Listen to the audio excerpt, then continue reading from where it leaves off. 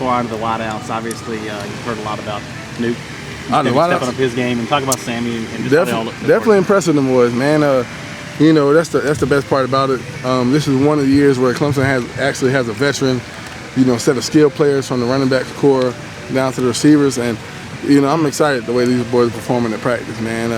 They're out there pushing it, fighting out there. I mean, not literally, but sometimes literally too. But I mean, they're out there working hard, and they're giving everything they got, and that's all I can really ask for out of them as a group. But they're definitely working though.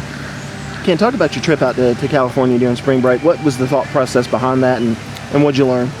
It was a pretty good trip. Honestly, spring break, coaches aren't allowed to work with us, so I thought that would serve as a great time to go out there and continue to get some extra work, especially from some guys that's so prolific as far as the football game goes with George Whitfield and Trent Dilfer out there with me. So it was good. I felt like it was the little things here, there, footwork, tuning up, mechanics. And, I just felt like I can incorporate the little things into what we're doing now. So, first time working with him. I felt like I worked with him forever, though. I mean, that's the type of guy he is. And Trent Dilfer the same way. You get out there and you see these guys all the time. You got a different perception of them as soon as you get there. This is just like one of the coaches out here. So, it was definitely good working with him. Was there a reason you went out there to do it? I mean, what was was there anything in particular that you wanted to work on with him that maybe he specialized in or something? Just the smaller details. I mean, we're out here so much, focusing on a lot of other things, so just to get a 5-6 days of just focusing on those small things with, no other things involved, that was probably, one of the main reasons I wanted to go out there, and just to meet some people out there, so it was good. How did you hear about him? Somebody recommend him to you or what? I had heard a little bit from him, before the season, and, seeing him working with Cam. Obviously, I know he was working with Luck for the draft, and after the season, he sent me a letter, and he was like, I'd love to, work with you. We'll find a way to get up. Called him. We got up, set up a time over break, and it was just a good deal working out there. So, with Lance Jones out there involved too was a good deal. Just to see yourself against, like I said, one of the other, elite national quarterbacks is pretty good. I know when he worked with Roethlisberger a few years ago during that whole thing that.